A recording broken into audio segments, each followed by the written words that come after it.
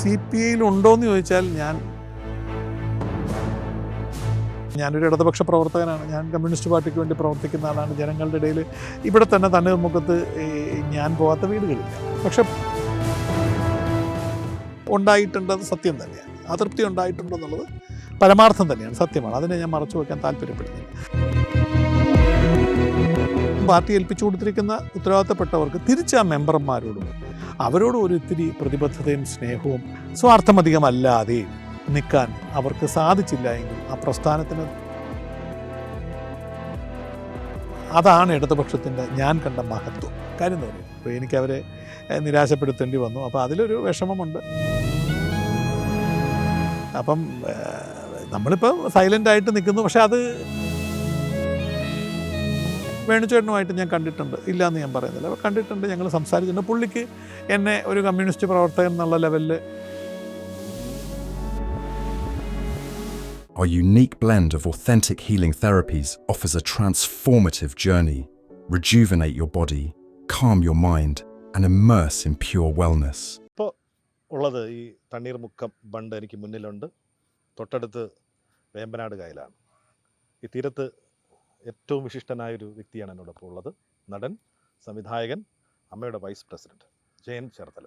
നമസ്കാരം. നമസ്കാരം. തണ്ണീർമുക്കമാണ് സ്ഥലം. അതെ, ഒരു ദേവീക്ഷേത്രമുണ്ട്. ദേവീക്ഷേത്രമല്ല, തണ്ണീർമുക്കത്ത് ശരിക്കും പറഞ്ഞാൽ ഈ ഒരു 100 മീറ്ററിനകത്ത് തന്നെ 2 അമ്പലം. അതിലൊന്നിൽ ശിവനും വിഷ്ണുവാണ്, രണ്ടും ഉണ്ട്. മെയിൻ ചാലിനാരായണപുരം ക്ഷേത്രം എന്ന് പറയും, ദേവസ്വം ബോർഡ് ഏറ്റെടുത്ത അമ്പലമാണ്.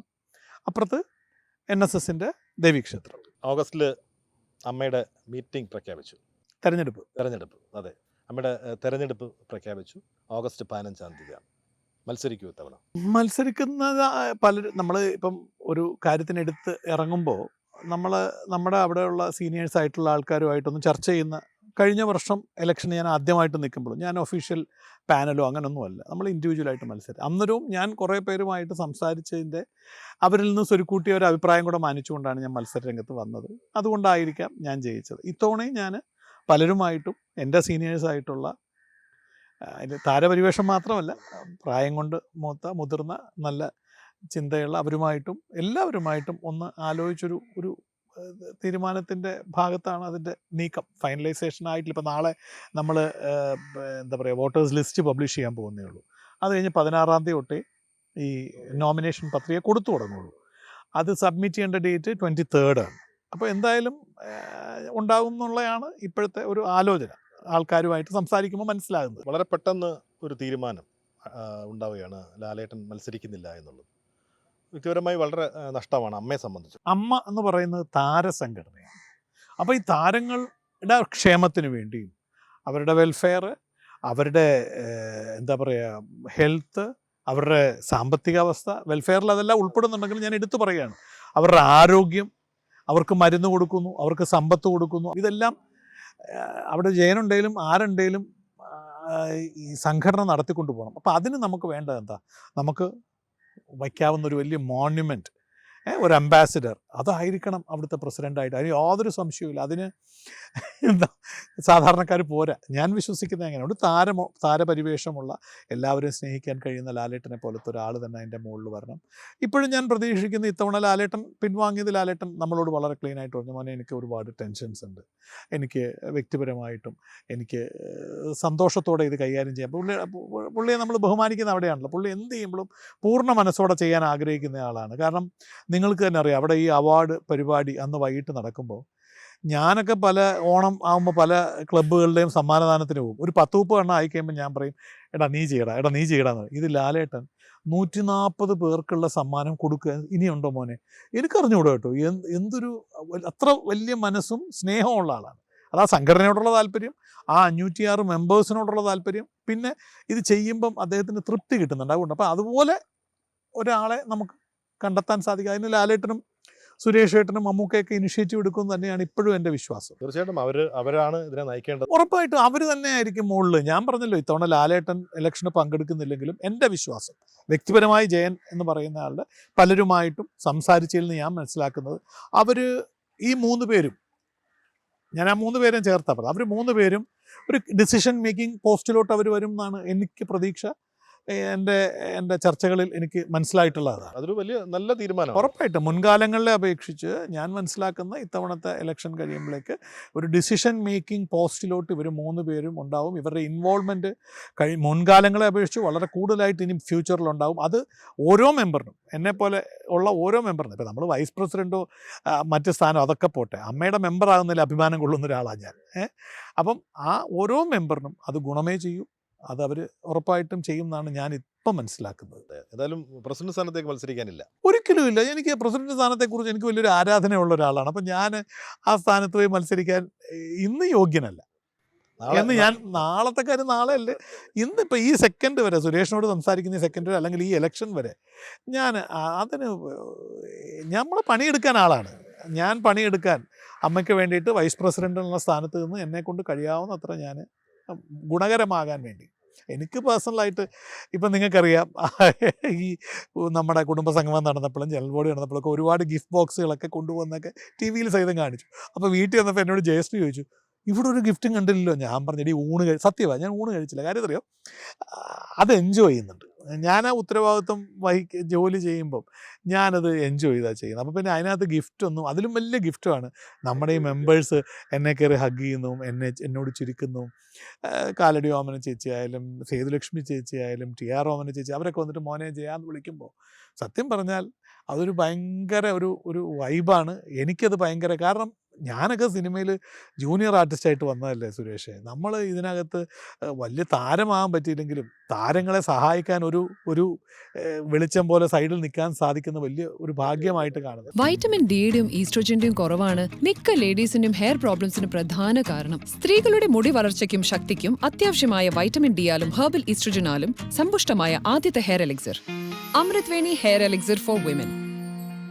എപ്പോഴെങ്കിലും സ്വപ്നത്തിലെങ്കിലും ആഗ്രഹിച്ചിട്ടുണ്ടോ ഇങ്ങനെ ഒരു അമ്മയിലൊരു സ്ഥാനം? അമ്മയിലെ സ്ഥാനം ഞാൻ സ്വപ്നത്തിൽ പോലും വിചാരിച്ചില്ല. അതിന് ഞാൻ നന്ദി പറയേണ്ട അനൂപ് ചന്ദ്രൻ ടിക്കല. കഴിഞ്ഞ വർഷത്തെ ഇലക്ഷൻ നടക്കുമ്പോൾ ഞാൻ നോമിനേഷൻ പേപ്പർ പോലും മേടിക്കാൻ പോയില്ല, അതാണ് സത്യം. അപ്പോൾ അനൂപ് വന്നിട്ട് എന്നോട് പറഞ്ഞു, അനൂപ് ജയൻപിള്ളേ, അവൻ്റെ ചേട്ടൻ്റെ ക്ലാസ്മേറ്റാണ് ഞാൻ, അനൂപിൻ്റെ ചേട്ടൻ ജയൻ. അപ്പോൾ NSSൽ ഞങ്ങൾ ഡിഗ്രിക്ക് പഠിക്കുമ്പോൾ ഞാനും ജയനും ഒരു ക്ലാസ്സിലാണ്. അപ്പം മ്യൂച്വൽ റെസ്പെക്റ്റ് ഉണ്ട്. അവൻ നമ്മുടെ ശ്യാമപ്രസാദിൻ്റെ അസോസിയേറ്റ് ഡയറക്ടറൊക്കെയാണ് ജയൻ. അപ്പോൾ എന്നോട് ജയൻപിള്ളേ എനിക്കൊന്ന് ചേർത്തല വെച്ച് കാണണം ബാന്നോ. ഞങ്ങൾ വുഡ്ലാൻഡ്സ് ഹോട്ടലിൽ അവൻ്റെ നാടകത്തിൻ്റെ ഏതോ ഡിസ്കഷൻ അവിടെ ഇരിക്കുന്നത് എന്നെ വിളിച്ച് ആ റൂമിൽ കൊണ്ടുപോയിട്ട് എന്നോട് ജയൻപിള്ളേ നമ്മൾ ഇത്തവണ അമ്മയിൽ മത്സരിക്കുന്നു. ഞാൻ പറഞ്ഞു അമ്മയിൽ മത്സരിക്കാൻ എന്തുവാ, ഞാനത് ഞാൻ പൊതുപ്രവർത്തകനാണ്. രാഷ്ട്രീയത്തിൽ കുഞ്ഞുനാൾ മുതൽ രാഷ്ട്രീയത്തിൽ ഇറങ്ങി ജനങ്ങളുടെ ആവശ്യങ്ങൾക്ക് വേണ്ടി ചേർത്തലയിലും തണ്ണീർമുക്കത്തും ഒക്കെ കേരളം മൊത്തം യാത്ര ചെയ്യുന്ന ഒരാളാണ്. ആ പാർട്ടിയുടെ ലേബലിലാണ് എന്നാൽ കഴിയുന്ന പ്രവർത്തനം നടത്തുന്നയാളാണ്. പക്ഷേ അമ്മയുടെ തലപ്പത്തോട്ട് വരാൻ ഇതൊന്നും പോരാന്നുള്ള ഒരു ബോധ്യം എനിക്കുള്ളതുകൊണ്ട് ഞാനൊന്ന് ഷോക്ക്ഡായിരുന്നു, സത്യത്തിൽ ഷോക്ക്ഡാണ്. ഞാൻ പറഞ്ഞാൽ ഞാനതിന് ഇല്ല ജയൻപിള്ള നിങ്ങൾ പുറത്തിറങ്ങി. അപ്പം അവനറിയാം ഞാനൊരു ഇടതുപക്ഷ പ്രവർത്തകനാണ്, ഞാൻ കമ്മ്യൂണിസ്റ്റ് പാർട്ടിക്ക് വേണ്ടി പ്രവർത്തിക്കുന്ന ആളാണ്. ജനങ്ങളുടെ ഇടയിൽ ഇവിടെ തന്നെ തണ്ണീർമുക്കത്ത് ഞാൻ പോകാത്ത വീടുകളില്ല. തണ്ണീർമുക്കം പഞ്ചായത്തിൽ തന്നെ ഞാൻ പാർട്ടിയുടെ ആവശ്യങ്ങൾക്കായാലും മറ്റ് പ്രൊപ്പഗൻഡ പരിപാടികൾക്കായാലും ഞാൻ പോകാത്ത വീടുകളില്ല. ഞാനതിൽ സന്തോഷം കണ്ടെത്തുന്നയാളാണ്. അപ്പോൾ എന്നോട് പറഞ്ഞു നിങ്ങൾക്കിത് ചെയ്യാമെന്നുണ്ടെങ്കിൽ അത് ഉറപ്പായിട്ടും ചെയ്യാം, നമുക്കൊരു സേവനത്തിന് വേണ്ടിയല്ലേ, നിങ്ങൾ ഇലക്ഷൻ നിൽക്കണം. ശരി, അപ്പോൾ ഏത് പോസ്റ്റ് വേണം? പോസ്റ്റൊക്കെ നമുക്ക് എല്ലാം പിന്നെ തീരുമാനിക്കും, നിങ്ങൾ എല്ലാത്തിനും കൊടുക്കാൻ പറഞ്ഞു. ഞാൻ കൊടുത്തിട്ട് അപ്പോൾ ലാലേട്ടൻ മത്സരിക്കുന്നില്ല എന്ന് കേട്ട് അപ്പം എല്ലാ പോസ്റ്റിലും കൊടുത്തിട്ട് കഴിഞ്ഞിട്ട് വിഡ്രോവൽ സമയമായപ്പം എന്നോട് പറഞ്ഞു നിങ്ങളെന്നാൽ വൈസ് പ്രസിഡൻഷിപ്പിലോട്ട് മത്സരിക്കുക, എനിക്ക് ഉപഭാരവാഹിത്വം മതി. അപ്പോൾ അന്നേരം ഞങ്ങൾ 3 പേരാണ് ഒരു കോക്കസിൽ, ഞാൻ, അനൂപ്, കുക്കു പരമേശ്വരൻ. അപ്പോൾ കുക്കു പരമേശ്വരൻ ജനറൽ സെക്രട്ടറി സ്ഥാനത്തോട്ട്, അവർ ഒരു ലീഡറാണ്, കുക്കുവിന് ആ ക്വാളിറ്റി ഉണ്ടെന്ന് തോന്നുന്നു, കുക്കു ലീഡർ. ജോയിൻറ്റ് സെക്രട്ടറി സ്ഥാനത്തേക്ക് അനൂപ് മത്സരിക്കുന്നത്. അപ്പോൾ ഡിസിഷൻ മേക്കേഴ്സ് പലപ്പോഴും ഒരു സംഘടനയുടെ ജനറൽ സെക്രട്ടറിയും ജോയിൻറ്റ് സെക്രട്ടറിയും പ്രസിഡൻറ്റുമാണ്. അപ്പം ഞാൻ പറഞ്ഞു ഞാൻ എക്സിക്യൂട്ടീവ് മെമ്പറായിട്ട് മത്സരിച്ചാൽ പോരെ. അപ്പോൾ അവരെന്നോട് പറഞ്ഞു അത് വേണ്ട, ട്രഷറർ പിന്നെ എനിക്ക് പേടിയാണ്, കാരണം എൻ്റെ കയ്യിൽ ഞാൻ സമ്പന്നനൊന്നുമല്ല, ഞാനൊരു സാധാരണക്കാരനാണ്. അപ്പോൾ എന്നോട് ഞാൻ വൈസ് പ്രസിഡൻഷിപ്പ് മത്സരിക്കുക, 2 പേരുണ്ടല്ലോ മത്സരിക്കാം എന്ന് പറഞ്ഞു. ശരി, അങ്ങനെയാണ് ഞാൻ വൈസ് പ്രസിഡൻ്റായിട്ട് മത്സരിച്ചത്. പക്ഷേ ദൗർഭാഗ്യവശാൽ അവർ 2 പേരും പരാജയപ്പെട്ടു. എനിക്ക് കുറച്ച് വോട്ട് കൂടുതൽ കിട്ടി. ഓപ്പോസിഷൻ സാഹചര്യത്തിൽ വന്നിട്ട് പോലും ജയൻ എന്ന് പറയുന്ന ആ നടനെ അല്ലെങ്കിൽ ആ സഹപ്രവർത്തനെ അംഗീകരിക്കാൻ ഒരു കൂട്ടം ആളുകൾ തയ്യാറായി എന്നുള്ളത് അത് എനിക്ക് അമ്മയിലെ എല്ലാ മെമ്പേഴ്സിനോടുള്ള എൻ്റെ കടപ്പാടാണ്. ഞാനിപ്പോൾ ഇനി ജീവിതത്തിൽ ജയിക്കാതിരിക്കട്ടെ, ഇനി മത്സരത്തിൽ തോറ്റുപോക്കോട്ടെ, അതൊന്നും ഒരു വിഷയമല്ല. പക്ഷേ എനിക്ക് വോട്ട് ചെയ്ത ആ സ്നേഹം എൻ്റെ മരണം വരെ ഞാൻ കമ്മിറ്റിയിൽ ഇല്ലെങ്കിലും, ഇനി നാളെ ഈ ഇലക്ഷന് ഞാൻ നിന്ന് തോറ്റുപോയി എന്നിരിക്കട്ടെ, എന്നാൽ പോലും എനിക്കൊരു വിഷമമില്ല. എന്നെ ഒരിക്കൽ ജയിപ്പിച്ചവരല്ലേ അവരോട് എനിക്ക് മരിക്കുന്നവരെ, എൻ്റെ മരണം വരെ അമ്മയിലുള്ള ഈ 513 പേരുണ്ട് ഇപ്പം. അതിൽ 506 പേരാ കഴിഞ്ഞോണം ഇലക്ഷനുള്ള. അതിൽ 323 പേരാ വോട്ട് ചെയ്തത്. എനിക്ക് 275 വോട്ടാണ് കിട്ടിയത്. ആ വോട്ട് ചെയ്തവർക്കും അല്ലാത്തവർക്കും ആ 506 പേരോട് ഞാൻ മരണം വരെ എനിക്ക് കടപ്പാടുണ്ട്. കാരണം എന്നെ ഒരു പ്രാവശ്യം ജയിപ്പിച്ചവരാ. ഇനി ഫ്യൂച്ചറിൽ അവർ ജയിപ്പിച്ചില്ലെങ്കിൽ അതിന് അവർക്ക് അവരുടേതായ കാരണം കാണും. അതിൽ ഞാൻ തന്നെ ആയിരിക്കും തെറ്റുകാരൻ. അതിന് ഞാൻ അവരെ കുറ്റം പറയാൻ തയ്യാറാണ്. എന്തെങ്കിലും ഇത് തിരിച്ച് ജയിച്ചു വന്നെന്നിരിക്കട്ടെ, എന്തെങ്കിലും സ്വപ്നമുണ്ട്? ഉറപ്പായിട്ടുണ്ട്. വലിയ സ്വപ്നങ്ങളുണ്ട്. ഇപ്പം ഞാൻ പറഞ്ഞുതരാം. നമുക്ക് അമ്മയുടെ ഈ സംഘടനയിൽ പലപ്പോഴും വന്നിരിക്കുന്ന സീനിയറായിട്ടുള്ള മെമ്പേഴ്സാണ് വന്നിട്ടുള്ളത്. അവരൊക്കെ ഒരുപാട് പേര് പ്രായാധിക്യമുള്ളവരുണ്ട്, അവർക്ക് ആരോഗ്യ പ്രശ്നമുള്ളവരുണ്ട്, ഒരുപാട് മരുന്ന് കഴിക്കുന്നവരുണ്ട്, പിന്നെ വർക്ക് കുറഞ്ഞു പോയിട്ടുണ്ട്. ഈ സിനിമയ്ക്ക് കുറേ മാറ്റങ്ങൾ വന്നിട്ടുണ്ട്. അപ്പം ഞാൻ തന്നെ ഇപ്പം വളരെ കുറച്ച് വർക്കുകൾ എനിക്ക് വർക്കുള്ളൂ, അല്ലാതെ സ്ഥിരം ഷൂട്ടിങ്. പിന്നെ എന്തോ ദൈവാധീനത്തിന് ഇപ്പം കുറച്ച് വർക്കുകൾ എപ്പോഴും ഇപ്പം ഇന്നലെ രാത്രിയിലും ഞാൻ ഷൂട്ടിങ് കഴിഞ്ഞ് 3 മണിക്ക് വന്നത്, അത് ദൈവത്തിന് നന്ദി, അത്രേ പറയാൻ പറ്റും. അപ്പം അങ്ങനെയുള്ളവരെ പ്രൊട്ടക്റ്റ് ചെയ്യുന്ന ഇവരൊക്കെ നമ്മുടെ അമൂല്യമായ ആൾക്കാരല്ലേ. ഞാൻ ഈ വോട്ട് തന്നതുകൊണ്ട് മാത്രമല്ല, ഇവരെ കണ്ടിട്ടല്ലേ നമ്മൾ അഭിനയിക്കാൻ ആഗ്രഹിച്ചു തുടങ്ങി. സുരേഷ് ഒന്ന് ആലോചിച്ച് നോക്ക്. സുരേഷ് ജേർണലിസം തിരഞ്ഞെടുക്കാൻ കാര്യം എന്താ? വലിയ ജേർണലിസ്റ്റുകളെ കണ്ടിട്ടാണ്. ഞാൻ അഭിനയം ഇഷ്ടപ്പെടാൻ കാര്യം എന്താ? എനിക്ക് ഈ വലിയ താരങ്ങളെ, അല്ലെങ്കിൽ താരങ്ങളല്ല, വലിയ ആർട്ടിസ്റ്റുകളെ കണ്ടിട്ട് അഭിനയം ഇഷ്ടപ്പെട്ട് അങ്ങനെ അഭിനയത്തിലോട്ട് വന്നയാളാണ്. അപ്പോൾ അതുകൊണ്ട് തന്നെ അവരെ സംരക്ഷിക്കാൻ വേണ്ടി ഇപ്പം ഞാൻ മനസ്സിൽ കാണുന്നത് ഇപ്പോൾ 5000 രൂപയാണ് പെൻഷൻ. ഞങ്ങൾ അനൗൺസ് ചെയ്തിരുന്നു. ഒരു പക്ഷേ അഡ്ഹോക് കമ്മിറ്റി എക്സിക്യൂട്ടീവായിട്ട് തുടർന്നിരുന്നെങ്കിൽ ഇന്ന് അത് പ്രാബല്യത്തിലായേനെ. ഞങ്ങൾ 5000 എന്നുള്ളത് കുറേ പേർക്ക് സാമ്പത്തികമായി ബുദ്ധിമുട്ട് അനുഭവിക്കുന്ന, വർക്ക് കുറവുള്ള കുറേ പേർക്ക് 5000 എന്നുള്ളത് 7000 രൂപ മാസ പെൻഷനാക്കാൻ തീരുമാനിച്ചിരുന്നു.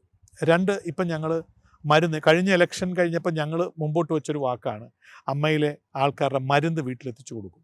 ഞങ്ങളിപ്പോൾ 52 പേർക്ക് 1-ാം തീയതി ആകുമ്പോൾ കൊറിയറിൽ അവർക്ക് ഒരു മാസത്തേക്ക് ആവശ്യമുള്ള മരുന്ന് വീട്ടിലെത്തിക്കുക. ശരിയല്ലേ? അപ്പം അത് നമ്മുടെ എനിക്ക് എത്രത്തോളം എൻ്റെ അമ്മയെ സ്നേഹമുണ്ടെന്ന് സുരേഷ് കണ്ടതാണ്. അതുപോലെ തന്നെയാണ് ഇതിനകത്തുള്ള ഓരോ അമ്മമാരോടും ഓരോ അച്ഛന്മാരോടും ഒക്കെ നമുക്കുള്ള സ്നേഹം. അവർക്ക് അവർ മരുന്ന് ആർക്കും വേണ്ടാതിരിക്കട്ടെ, ഭഗവാനെ പ്രാർത്ഥിക്കാം. പക്ഷെ മരുന്ന് ആവശ്യമുള്ളവർക്ക് നമ്മളെല്ലാവർക്കും മരുന്ന് എത്തിച്ചു കൊടുക്കുന്നൊരവസ്ഥയിലോട്ട് അമ്മയെ എത്തിക്കണം. അതിന് കുറച്ച് ഷോകളും മറ്റ് കാര്യങ്ങളും നമ്മൾ പൈപ്പ് ലൈനിൽ പ്ലാൻ ചെയ്യുന്നുണ്ട്. അപ്പം പൈസ കൂട്ടിക്കൊടുക്കുക, മരുന്ന് എല്ലാവർക്കും എത്തിച്ചു കൊടുക്കുക, പിന്നെ അങ്ങനെ ഒരുപാട് കാര്യങ്ങൾ നമ്മൾ മുൻപോട്ട് ഈ പറയുന്ന പോലെ ഷോകൾ നടന്നു കഴിഞ്ഞാൽ ഷോയിൽ പങ്കെടുക്കുന്ന എല്ലാവർക്കും പൈസ കൊടുക്കുക. ഇന്ന് വരെ അമ്മ ഒരു ഷോ നടത്തി കഴിഞ്ഞാൽ സാധാരണ അമ്മ അതൊരു ഫ്രീ ആയിട്ടാണ് നമ്മുടെ ആർട്ടിസ്റ്റുകളെല്ലാം വന്ന് സഹകരിച്ച്, അവരുടെ താമസവും ഭക്ഷണവും അമ്മ കൊടുക്കുമെങ്കിലും സാമ്പത്തികം കൊടുത്തു. അപ്പോൾ നമ്മളിപ്പോൾ ഒരു തീരുമാനം എടുത്തു. നമ്മൾ അടുത്ത തവണ തൊട്ട് നമ്മൾ ചെയ്യുകയാണെങ്കിൽ, ഞങ്ങളിപ്പോൾ ഇലക്ഷൻ വരുമെന്ന് അറിഞ്ഞിട്ട് എടുത്ത തീരുമാനമൊന്നും അല്ല, കണ്ടിന്യൂ ചെയ്യുമെന്ന് ഓർത്തിട്ട് എടുത്ത തീരുമാനമാണ്. അപ്പം നമ്മളെടുത്ത തീരുമാനം വെച്ചാൽ ഇനി തൊട്ട് ഏത് ഷോ ചെയ്യാൻ വരുമ്പോഴും ആ കഷ്ടപ്പെട്ട് വരുന്ന ഓരോ ആർട്ടിസ്റ്റിനും അവരർഹിക്കുന്ന രീതിയിൽ, ഇപ്പം നമുക്കൊരു 10 രൂപ കിട്ടിയാൽ 5 രൂപ റെമ്യൂണറേഷൻ കൊടുക്കണം. 5 രൂപ അമ്മ എടുത്താൽ മതി. അതിൽ കുറച്ചുള്ള വരുമാനം നമുക്ക് ഷോകൾ വീണ്ടും ചെയ്യാം. അപ്പം ആൾക്കാരെ സഹായിക്കാൻ എന്തൊക്കെ രീതിയിൽ പറ്റുമോ അതൊക്കെ നമുക്ക് മുന്നോട്ട് കൊണ്ടുവരണം എന്നുള്ളൊരു കുറച്ച് സ്വപ്നങ്ങൾ ആഗ്രഹങ്ങൾ മനസ്സിലുണ്ട്. ഒരു കരകളഞ്ഞ പൊതുപ്രവർത്തകനാണ്. പ്രത്യേകിച്ചും തണ്ണീർമുക്കത്തുള്ള ആളുകൾക്ക് ജയൻ വളരെ പരിചയനാവുന്ന ഒരു CPIയുടെ പാർട്ടി അനുഭാവി എന്ന നിലയിലാണ്. പാർട്ടി അനുഭവം മാത്രമല്ല, അനുഭവമല്ല, പാർട്ടി ഭാരവാഹി കൂടിയാണ്. പക്ഷേ ഞാൻ അടുത്തിടെ ഒരു നോട്ടീസിൽ താങ്കളുടെ പേര് കണ്ടിരുന്നു. അത് സംസ്കാര സാഹിതി എന്ന് പറയുന്ന ഒരു സാഹിത്യ സംഘടനയുടെ ഒരു വിശിഷ്ടാതിഥിയായി താങ്കളുടെ പേര് കണ്ടിരുന്നു. ആ സംഘടന ഒരു കോൺഗ്രസ് സംഘടനയാണ്, അനുഭാവ സംഘടനയാണ്. ഒരു CPM അനുഭാവി എങ്ങനെ ഈ സംഘടനയിൽ എത്തിപ്പെടുമെന്നുള്ളത് ഒരു മാധ്യമ പ്രവർത്തനത്തിൽ എന്നെ താല്പര്യം വളർത്തുന്ന കാര്യമാണ്. ചോദ്യം നേരിട്ടുള്ളതാണ്. ഇപ്പോൾ CPIയിൽ ഉണ്ടോ അതോ CPI വിട്ടോ? CPIയിൽ ഉണ്ടോയെന്ന് ചോദിച്ചാൽ ഞാൻ ബ്രാഞ്ച് കമ്മിറ്റിയിൽ മെമ്പറായിട്ട്, പാർട്ടി മെമ്പറായിട്ട് തുടരുന്നുണ്ട്. പക്ഷേ പാർട്ടിയുടെ ഭാരവാഹിത്വങ്ങളെല്ലാം, ഞാനിപ്പം സെക്രട്ടേറിയറ്റ് മെമ്പറായിരുന്നു, AITUCയുടെ സ്റ്റേറ്റ് വർക്കിംഗ് കമ്മിറ്റി മെമ്പറായിരുന്നു. ഞാൻ അതിൽ നിന്ന് ഒന്ന് ഇച്ചിരി മാറി നിൽക്കാൻ തീരുമാനിച്ചിരിക്കുകയാണ്. അത് നിങ്ങളും പത്രങ്ങളൊക്കെ വായിക്കുന്നുണ്ട്. നമുക്ക് ചില കാഴ്ചപ്പാടുകളിൽ ഇപ്പം നമ്മൾ എന്നും എപ്പോഴും എല്ലാവരും ചെയ്യുന്നത് നമുക്ക് ശരിയാണെന്ന് നമുക്ക് വാദിക്കാൻ പറ്റില്ല. അപ്പം നമുക്ക് അതൃപ്തി തോന്നുന്നൊരു കാര്യം വന്നു കഴിഞ്ഞാൽ നമ്മൾ കുറച്ച് മാറി നിൽക്കുക എന്നുള്ളതാണ് ഞാൻ പഠിച്ചിരിക്കുന്ന ശീലം. പക്ഷേ ഇപ്പോൾ ചാനലിൽ പോയിട്ട് ആ പാർട്ടിയെ കുറ്റം പറയാനോ ഓരോ നേതാക്കളെ പേരെടുത്ത് പറഞ്ഞ് അവരെ കുഴപ്പം പറയാനോ ഒന്നും ഞാൻ നിൽക്കുന്നില്ല. എനിക്ക് ചേർച്ചക്കുറവുകൾ ചില കാര്യങ്ങളിൽ തോന്നിയിട്ടുണ്ട്. അത് ഞാൻ എൻ്റെ മുതിർന്ന ആൾക്കാരെ അറിയിച്ചിട്ടുമുണ്ട്. അതിനെത്ര കണ്ട് സൊല്യൂഷൻ കണ്ടെത്താൻ സാധിക്കും എന്നുള്ളത് ഒരു വലിയ ചോദ്യചിഹ്നമാണ്. അങ്ങനെ വരുമ്പം നമ്മൾ കാരണം എന്തറിയോ, എനിക്ക് ഏറ്റവും ബഹുമാനം എന്താണെന്ന് വെച്ചാൽ ഈ CPIയുടെയൊക്കെ സഖാക്കളുണ്ടല്ലോ, പാർട്ടി മെമ്പേഴ്സ് ഉണ്ടല്ലോ. ഞാനിപ്പോൾ ബ്രാഞ്ച് മെമ്പറാണ്. എൻ്റെ കൂടെയുള്ള സഹപ്രവർത്തകർ എനിക്ക് പറയാം. ഇപ്പോൾ തണ്ണീർമുക്കം LC എടുത്താൽ മതി, 183 പാർട്ടി മെമ്പർമാരുണ്ട്. ഈ 183 പേരും അങ്ങേയറ്റ ആത്മാർത്ഥയുടെ പാർട്ടിക്ക് വേണ്ടി നിൽക്കുന്ന ആൾക്കാരാണ്. അവരുടെ ഓരോ ശ്വാസത്തിലും ഓരോ ചിന്തയിലും അവർ പാർട്ടിക്ക് യശസ് ഉണ്ടാക്കുന്ന, പാർട്ടിക്ക് കേടുവരാതെ നന്മ വരുത്തുന്ന കഷ്ടപ്പെടുന്നവരുണ്ട്. 500 രൂപയ്ക്ക് പണിയെടുത്തിട്ട് വന്നിട്ട് നമ്മുടെ ഫണ്ട് പിരിവൊക്കെ വരുമ്പം 1000 രൂപ തരുന്ന ആൾക്കാർ, 500 രൂപ ഡെയിലി പണിയെടുക്കുന്നവർ ഒരു 1000 രൂപ ഫണ്ട് വെച്ചാൽ എടുത്തു തരും. മെമ്പർഷിപ്പ് ഫീസ് അല്ല, മെമ്പറുടെ കോൺട്രിബ്യൂഷൻ 200 രൂപ എടുത്ത് തരും. ഇതെന്തുകൊണ്ടാണെന്നറിയാവോ? അത് അവരാ പാർട്ടിയോടുള്ള കൂറ് കൊണ്ട് നിൽക്കുന്നതാണ്. അപ്പോൾ പാർട്ടിയുടെ തലപ്പത്തിരിക്കുന്നവർ അവർക്ക് ഒരു ഉത്തരവാദിത്വം, ഇപ്പം ഞാൻ നേരത്തെ പറഞ്ഞ പോലെ അമ്മയിൽ വോട്ട് ചെയ്ത ഓരോരുത്തരോടും എൻ്റെ മരണം വരെ എനിക്ക് നന്ദിയുണ്ട് എന്ന് പറഞ്ഞ പോലെ, അതിൻ്റെ സ്ഥാനത്ത് ഉത്തരവാദിത്വം പാർട്ടി ഏൽപ്പിച്ചു കൊടുത്തിരിക്കുന്ന ഉത്തരവാദിത്തപ്പെട്ടവർക്ക് തിരിച്ച് ആ മെമ്പർമാരോടും അവരോട് ഒരു ഇത്തിരി പ്രതിബദ്ധതയും സ്നേഹവും അവരോടൊരു കരുതലും, അവരുടെ ഓരോ തീരുമാനങ്ങൾ എടുക്കുമ്പോൾ അത് അവർക്ക് ഗുണകരമാകുന്ന രീതിയിലും സ്വാർത്ഥമധികമല്ലാതെയും നിൽക്കാൻ അവർക്ക് സാധിച്ചില്ല എങ്കിൽ ആ പ്രസ്ഥാനത്തിനത് ചീത്തയാണ്, പ്രസ്ഥാനത്തിന് ദോഷം ചെയ്യും. ചേരിതിരിവുകളുണ്ടാക്കാൻ നമ്മുടെ കാരണം രാഷ്ട്രീയ പ്രസ്ഥാനങ്ങൾക്കെല്ലാം അപജയം സംഭവിച്ചിരിക്കുന്നത് എപ്പോഴാണെന്ന് വെച്ചാൽ, നമ്മളെ പ്രീണിപ്പെടുത്തുന്നവരെ, നമ്മളെ സന്തോഷിപ്പിക്കുന്നവരെ, നമ്മുടെ സപ്പോർട്ട് പറഞ്ഞ് നിൽക്കുന്നവരെ കണ്ടമാനം നമ്മൾ സൈഡ് ചെയ്യാൻ തുടങ്ങുമ്പോൾ അവിടെ നിഷ്കളങ്കത പാർട്ടിക്ക് അല്ലെങ്കിൽ നേതാക്കൾക്ക്, പാർട്ടി എന്നറിയപ്പെടുന്ന നേതാക്കളുടെ വാവച്ചിട്ടാണ്. അപ്പോൾ ആ പാർട്ടി നല്ല പാർട്ടിയാണ്, നല്ല പ്രവർത്തകരാണ്, പക്ഷേ നേതാക്കന്മാർ കുറച്ച് ശ്രദ്ധിക്കേണ്ടതായിട്ടൊരു അവസ്ഥ ഈ പാർട്ടിക്കുണ്ട് എന്നുള്ള ഒരു തിരിച്ചറിവുണ്ട്. എനിക്കവരെ തിരുത്താനുള്ള ശക്തിയില്ലാത്തതുകൊണ്ട് ഞാൻ സ്വസ്ഥമായിട്ടിരുന്നാൽ മതിയല്ലോ. അതുകൊണ്ട് മുന്നോട്ട് നിൽക്കുകയാണ്. ഞാൻ പാർട്ടി വിട്ടിട്ടില്ല, ഞാൻ വേറെ പാർട്ടിയിലോട്ട് പോയിട്ടില്ല, ഒരു കാര്യത്തിലും. നേരത്തെ പറഞ്ഞു എന്തായാലും ഒരാളുടെ പേര് പറഞ്ഞിട്ട് പാർട്ടി ആക്രമിക്കാൻ തയ്യാറല്ല എന്ന് പറഞ്ഞു. അറിവ് ശരിയാണെങ്കിൽ ഇവിടുത്തെ തലമുതിർന്ന നേതാവ് ആഞ്ചലോസിന്റെ പേരൊക്കെ കേൾക്കുന്നുണ്ട്. പാർട്ടി ഘടകങ്ങൾ പത്രങ്ങളിൽ വന്നതല്ലേ? അതെ, പത്രങ്ങളിൽ വന്ന വാർത്തകൾ തന്നെയാണ്.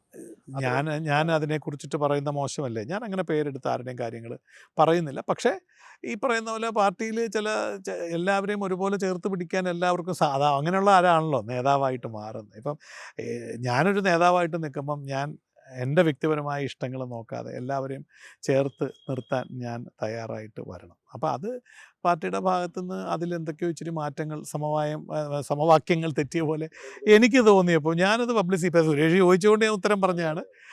പിന്നെ മറ്റേ പരിപാടിക്ക് പോയത് കോൺഗ്രസിൻ്റെ, അതൊരു സാംസ്കാരിക സംഘടനയാണ്.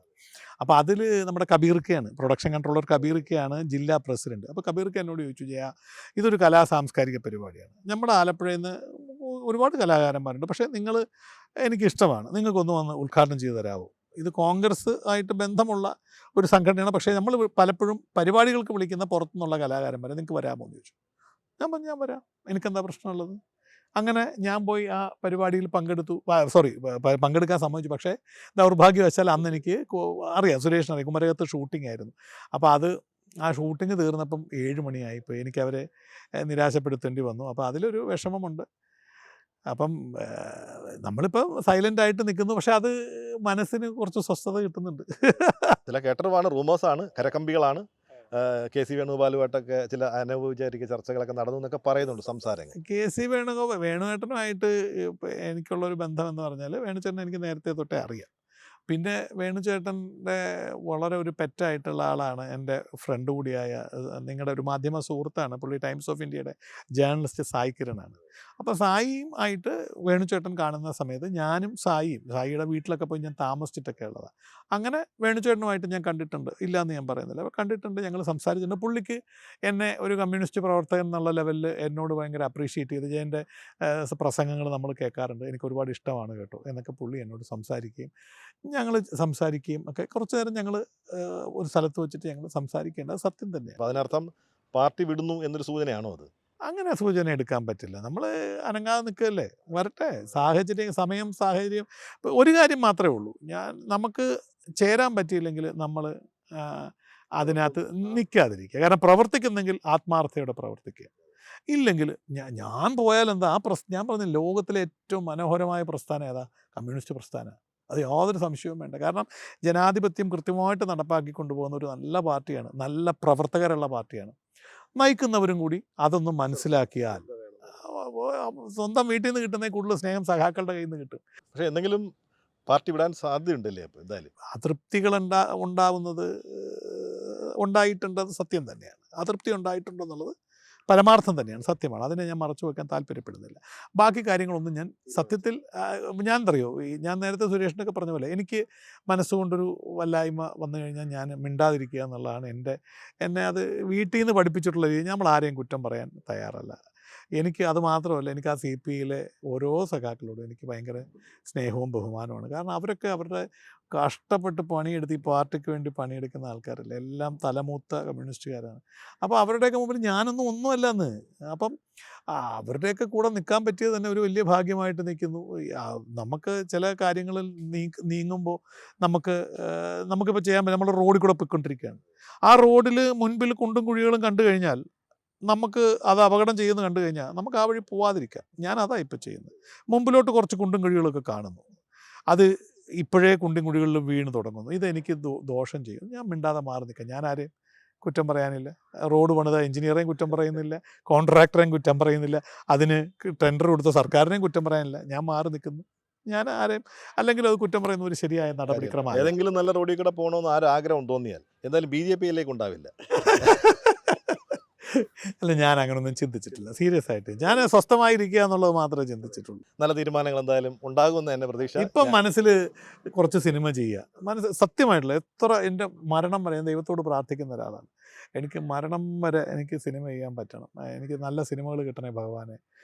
പിന്നെ അമ്മയുടെ സംഘടനയുടെ മുകളിൽ എവിടെയെങ്കിലും നമുക്കിനിയും അവസരം കിട്ടിയാൽ അതുകൊണ്ട് ഓരോ മെമ്പേഴ്സിനെയും സഹായിക്കാൻ പറ്റുന്ന എന്തെങ്കിലും ബുദ്ധിപരമായ തീരുമാനമെടുക്കാൻ എൻ്റെ തലയിൽ. ഈ മുകേഷ് ഏട്ടനോട് എനിക്കുള്ള ഏറ്റവും വലിയ ബഹുമാനം എന്താണെന്ന് അറിയാം. പുള്ളി കമ്മ്യൂണിസ്റ്റുകാരനായതൊരു വലിയ ബഹുമാനമാണ്. പുള്ളി CPIക്കാരനായിരുന്നു. പുള്ളി CPMലായല്ലോ ഇപ്പോൾ. പുള്ളി ഒരു തവണ ഇൻ്റർവ്യൂവിൽ, എനിക്ക് വ്യക്തിപരമായിട്ട് അത്ര അടുപ്പമില്ല കേട്ടോ, എന്ന് വെച്ചാൽ കണ്ട ഹൈ അത്രേ ഉള്ളൂ, നമ്മളൊരു ബഹുമാനത്തോടെ ദൂരെ മാറി നിന്ന് തൊഴുന്ന ഒരാളാണ്.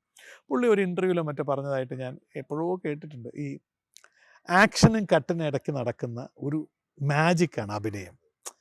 അതിലും നല്ലൊരു ടെർമിനോളജി വേറെ ഇല്ല. കാര്യം സത്യമാണ്. ഇപ്പം നമ്മൾ അഭിനയിക്കാൻ നിൽക്കുമ്പോൾ ഡയറക്ടർ ഒരു ആക്ഷൻ പറഞ്ഞു കഴിഞ്ഞാൽ ആ മൂഡാണ് അന്നേരം. നമ്മൾ ഇപ്പം ഞാനൊക്കെയാണെങ്കിൽ കൊച്ചിലേ തൊട്ട് നമ്മൾ സീരിയൽ ചെയ്യുമ്പോൾ പോലും നമ്മൾ കഴിയാവുന്ന ഡയലോഗ് കാണാൻ പിടിച്ച് നമ്മൾ അഭിനയിക്കുള്ളൂ. എനിക്ക് എൻ്റേതായിട്ട് പറയണം, അത് ഇല്ലെങ്കിൽ ഞാൻ കൺഫ്യൂസ്ഡ് ആയിപ്പോൾ. അപ്പം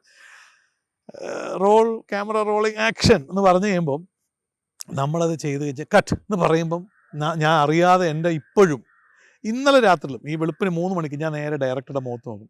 അപ്പോൾ കട്ട്, ചില ഡയറക്ടേഴ്സ് കട്ട് എന്ന് പറഞ്ഞാൽ നമുക്ക് ഭയങ്കര വിഷമമാണ്, അത് ഓക്കെ അല്ല. കട്ട് എന്ന് പറഞ്ഞാൽ അപ്പോൾ നമ്മളില്ലാത്ത അഹങ്കാരമൊക്കെ ഇച്ചിരി ഒന്ന് വിരിയുക, ആനയൊക്കെ കൊണ്ടുവന്ന് എഴുന്നള്ളത്തിൽ ഇങ്ങനെ തലവെക്കി നിർത്തുന്നത് ഇത് അഹങ്കാരമല്ല, ഇതൊരു കോൺഫിഡൻസാണ്. കാരണം അപ്പോൾ അതിനോടുള്ള ഇഷ്ടം കൊണ്ട്, അപ്പോൾ അത് മരണം വരെ തുടരാൻ പറ്റണം. ഒരു നല്ല കറകളഞ്ഞ ഈശ്വരവിശ്വാസിയാണ് താങ്കൾ. അതെ, കൃഷ്ണനാണ് ഭയങ്കര ഇഷ്ടപ്പെട്ട ഭക്തൻ. അങ്ങനെ ഒരാൾ ഒരു ഇടതുപക്ഷക്കാരനാവുക എന്ന് പറയുന്നത് ഒരു അതിനകത്തൊരു ഞാൻ പറഞ്ഞുതരാം. ഇപ്പം അതാണ് ഇടതുപക്ഷത്തിൻ്റെ ഞാൻ കണ്ട മഹത്വം. കാര്യം എന്താ പറയുക, കമ്മ്യൂണിസ്റ്റ് മാനിഫെസ്റ്റോ പഠിച്ചിട്ട് കമ്മ്യൂണിസ്റ്റുകാരനായ എത്ര പേരുണ്ട് കമ്മ്യൂണിസ്റ്റ് പാർട്ടിയിൽ? ആ തലമുറ കഴിഞ്ഞു പോയി. ഇപ്പം നമ്മൾ പാർട്ടിയിൽ ചേർന്ന് കഴിഞ്ഞിട്ട് അറിയാൻ വേണ്ടി വായിക്കുന്നവരാണ് ഭൂരിഭാഗമുള്ളൂ. പക്ഷേ ഈ ഇടതുപക്ഷ പ്രസ്ഥാനത്തിൻ്റെ, അതിന് കമ്മ്യൂണിസ്റ്റ് CPI ആയാലും CPM ആയാലും ജനക്ഷേമമാണ് മുന്നിൽ എപ്പോഴും കാണുന്ന ഒരു സ്ലോഗൻ പോലും അത് തന്നെയാണ്. അവരുടെ വരവ് തൊട്ട്, സാധാ ബ്രാഞ്ച് തലത്തിൽ തൊട്ട് എല്ലാവരും ചേർന്ന് നിങ്ങളുടെ നേതാവ് ആര് വേണം, അതൊരു ജോലിയാണ്. അപ്പോൾ ഇന്നയാൾ സെക്രട്ടറി ആവട്ടെ, 3 വർഷത്തേക്ക് നീയാണ്. ബ്രാഞ്ച് തലത്തിൽ ഓരോ വർഷത്തേക്കാണ്, പക്ഷേ പലപ്പോഴും 3 വർഷം കൂടുമ്പോൾ നടക്കാറുള്ളൂ. ഇന്നയാൾ സെക്രട്ടറിയാണ്. പിന്നെ അയാളുടെ ഉത്തരവാദിത്തം ഇവരെ ടേക്ക് കെയർ ചെയ്യുക. 10 തൊട്ട് 15 വരെ മെമ്പേഴ്സ് കാണും ഒരു ബ്രാഞ്ചിൽ, അവരെ നോക്കുക. ഇങ്ങനത്തെ ഒരു 10-11 ബ്രാഞ്ച് ചേരുമ്പം ഒരു LC ആയി കഴിഞ്ഞു. അങ്ങനത്തെ ഒരു LCക്കകത്ത് എത്ര ബ്രാഞ്ചുകളുണ്ട്? അത് 11, 12, 13 ബ്രാഞ്ചുകളുണ്ടാവാം. അപ്പോൾ ആ LCയിൽ വരുമ്പം ഇവരെല്ലാവരും കൂടെ ബ്രാഞ്ചിൽ നിന്നുള്ള സെക്രട്ടറിമാരും LC മെമ്പർമാരും എല്ലാവരും, നിങ്ങളുടെ സെക്രട്ടറി ആര് വേണം? ജനാധിപത്യം പ്യൂറായിട്ട് നടക്കുക. അപ്പോൾ ഇന്നവർ മതി.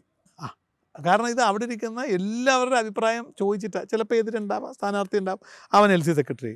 അങ്ങനത്തെ 10-12 LCകൾ ചേരുന്നതാണ് ഒരു CPIയുടെ ആണെങ്കിൽ മണ്ഡലം എന്ന് പറയുന്നത്.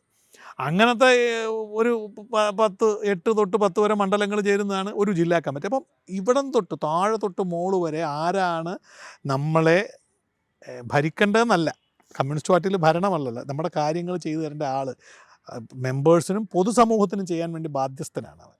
അപ്പോൾ അങ്ങനെ ഇരിക്കുന്നവർ അപ്പോൾ നമ്മളെന്താ അറിയുക, നമ്മൾ അതുപോലെ ജനക്ഷേമത്തിന് വളരെ ഊന്നൽ നൽകുന്ന ഒരു പാർട്ടി മാനിഫെസ്റ്റോ അതിനകത്തുണ്ട്. അപ്പോൾ അതൊക്കെയാണ് ശരിക്കും ഈശ്വരഭക്തനായ എന്നെ ഒരു കമ്മ്യൂണിസ്റ്റുകാരനായിട്ട് ചിന്തിപ്പിച്ചത്. പിന്നെ കൊച്ചിലെ അച്ഛൻ ഇടതുപക്ഷ പ്രസ്ഥാനക്കാരനാണ്. അപ്പോൾ നമുക്കത് എൻ്റെ അമ്മാവൻ PS രവീന്ദ്രൻ നായർ എന്ന് പറയും, നെഹ്റു ട്രോഫി ബോട്ട് റേസിനൊക്കെ കമൻട്രി പറയുകയൊക്കെ ചെയ്ത ആളാണ്. അമ്മാവൻ കമ്മ്യൂണിസ്റ്റ് പ്രസ്ഥാനങ്ങളുടെ ചില വേദികളിൽ പ്രസംഗിക്കാൻ പോകുമ്പോൾ ഞാൻ കുഞ്ഞിലെ പോയി അമ്മാവൻ്റെ പ്രസംഗം കേട്ടിട്ടുണ്ട്. ഞാൻ ജീവിതത്തിൽ കണ്ട ഏറ്റവും വലിയ പ്രാസംഗികൻ അമ്മാവനാണ്. അപ്പം നമുക്ക് ഈ പ്രസ്ഥാനത്തോടുണ്ടായ ഒരു ഇഷ്ടം, അതിന് കാരണം എൻ്റെ അച്ഛൻ്റെ ഇടതുപക്ഷ ഇൻ്റർഫിയറൻസ്. എൻ്റെ അച്ഛൻ്റെ വീട്ടുകാർ മുഴുവൻ ഇടതുപക്ഷക്കാരാണ്. പക്ഷേ അപ്പോഴും ഞാൻ അമ്മയുടെ വീട്ടിൽ തറവാട്ടിൽ വച്ചാരാധനയുള്ള വീട്ടിൽ ക്ഷേത്രങ്ങളും, എൻ്റെ വീട്ടിൽ സുരേഷ് കണ്ടല്ലോ കൂളത്തിന് വരെ വിളക്ക് കത്തിക്കുന്ന, കിണറിന് വിളക്ക് കത്തിക്കുന്ന, പ്രകൃതിയെ സ്നേഹിക്കുന്ന ഒരു ചുറ്റുവട്ടത്ത് നമ്മൾ നിൽക്കുന്നതുകൊണ്ട് ഞാനൊരു വലിയ ഒരു ഭക്തനും കൂടിയാണ്. അങ്ങനെ ഇത് മറിച്ചാൽ ഇപ്പോൾ കമ്മ്യൂണിസം ഇഷ്ടപ്പെട്ടിട്ട് കമ്മ്യൂണിസ്റ്റ് പാർട്ടിയിൽ വന്നയാളല്ല. കമ്മ്യൂണിസ്റ്റ് ആൾക്കാർ, നേതാക്കന്മാർ, അവരുടെ പ്രവർത്തനം കണ്ട് നമ്മൾ അവരിലൂടെയാണല്ലോ. ഇപ്പോൾ ചന്ദ്രപ്പൻ സഖാവ് ഗംഭീര നേതാവല്ലേ, ലോകം കണ്ട ഏറ്റവും വലിയ നേതാക്കളുടെ ഒരാളാണ്. അപ്പം അങ്ങനെയുള്ള നേതാക്കന്മാർ ചേർത്തല സംഭാവന ചെയ്തതാണ്. അപ്പം ചന്ദ്രപ്പൻ സഖാവൊക്കെ, എന്നോടൊക്കെ റോയ് ചേട്ടനൊക്കെ, ഞങ്ങളുടെ മണ്ഡലം സെക്രട്ടറി, എന്നെ ഭയങ്കര ഇഷ്ടമാണ്. ഇപ്പോഴത്തെ മണ്ഡലം സെക്രട്ടറിയാണ്. അപ്പം എൻ്റെ ബുദ്ധിമുട്ടുകളൊക്കെ ഞാൻ അദ്ദേഹമായിട്ട് സംസാരിച്ചിട്ടുണ്ട്. ഞാൻ കൊച്ചിലെ സ്കൂളിൽ പോകുമ്പോൾ തൊട്ട് ബസ്സിൽ ഞങ്ങൾ ഒരുമിച്ച് യാത്ര ചെയ്തിട്ടുള്ളതാണ്. അപ്പം ഈ റോയ് ചേട്ടനൊക്കെ പറയും, ചന്ദ്രപ്പൻ ചേട്ടനൊക്കെ MLA ആയിരിക്കുമ്പോൾ ചേർത്തല വന്ന് സീറ്റ് കിട്ടിയില്ലെങ്കിൽ ബസ്സിൻ്റെ ഡ്രൈവർ ഡോർ തുറന്നു, സാറേ കയറുമെന്ന് പറയും. MLA ആണ് പുള്ളി. വലിയ പരിവേഷങ്ങളൊന്നുമില്ല, അതിനകത്ത് കയറിയിരിക്കുന്നു, പുള്ളി യാത്ര ചെയ്ത് പോകുന്നു. അപ്പം അവരെയൊക്കെ കണ്ടിട്ടേ ഒരു കമ്മ്യൂണിസ്റ്റുകാരനാവുന്നതിൽ അഭിമാനം കൊണ്ടിട്ട് കമ്മ്യൂണിസ്റ്റ് പാർട്ടിയിലെത്തിയ ആൾക്കാരാണ് നമ്മളൊക്കെ. അവർ ഇരുന്ന കസേരയിൽ ഇപ്പോൾ പുതിയതായിട്ടിരിക്കുന്ന ആൾക്കാർ പലരും നിങ്ങൾ ഈ മേൽത്തട്ടിൽ മാത്രം ശ്രദ്ധിക്കുന്നവരാണോ, താഴോട്ട് എല്ലാവരും ശ്രദ്ധിക്കുന്നുണ്ടോ എന്ന് ചിന്തിക്കാൻ, എല്ലാവരുടെയും അഭിപ്രായങ്ങൾ കേൾക്കുന്നുണ്ടോ എന്ന് ശ്രദ്ധിക്കാൻ കുറച്ച് സമയം ചെലവഴിച്ചില്ലെങ്കിൽ, ഇപ്പോൾ ഞാനൊന്നും ഞാൻ അതിനുള്ള ശേഷി എനിക്കില്ല. എനിക്കെങ്ങനെ എൻ്റെ മകനെ ഇങ്ങോട്ട് പാടാമെന്ന് ഞാൻ പറയും, അച്ഛനവിടെ നിൽക്കുന്നത്. അങ്ങനെ എനിക്ക് ജനാധിപത്യത്തിൽ വിശ്വാസമുള്ള ആളാണ്. അടിച്ചേൽപ്പിക്കാൻ എൻ്റെ വാശി നടക്കണമെന്ന് വാശി പിടിക്കുന്ന ആളല്ല. പക്ഷേ അങ്ങനെ നിന്നില്ലെങ്കിൽ അത് പ്രസ്ഥാനത്തിന് ദോഷം വരാം എന്ന് ഞാൻ മനസ്സിൽ കാണുന്നത്. അതുകൊണ്ട് എനിക്ക് ആരെയും തിരുത്താൻ ശേഷിയില്ല. എനിക്ക് ചെയ്യാൻ പറ്റുന്നത് എനിക്ക് മാറി നിൽക്കാം. നിങ്ങൾ പൊയ്ക്കോളൂ, നിങ്ങളുടെ വഴി എനിക്ക് ചേർച്ചയല്ല, ഞാൻ മാറി നിന്നോളാം എന്ന് പറയാനേ എനിക്ക് പറ്റൂ.